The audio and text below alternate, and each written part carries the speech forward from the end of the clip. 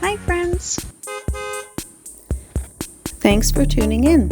If you like this video, please give it a like, comment below, and take a moment to subscribe to our channel. Welcome to Shingleton, Michigan, a small town tucked away in the Upper Peninsula. This town is surrounded by beautiful forests and lakes, perfect for outdoor adventures. Shingleton has a rich history that dates back to the early 1800s when it was first settled by pioneers. The town was originally a hub for the timber industry, which shaped much of its growth.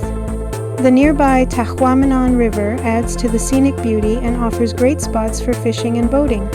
In the past, Shingleton also served as a stop for travelers and lumber workers moving through the region. Today, it's a peaceful place where history meets nature. Whether you're here for a quiet getaway or to explore the outdoors, Shingleton offers a little something for everyone. Thank you for joining us on this tour of Shingleton, Michigan.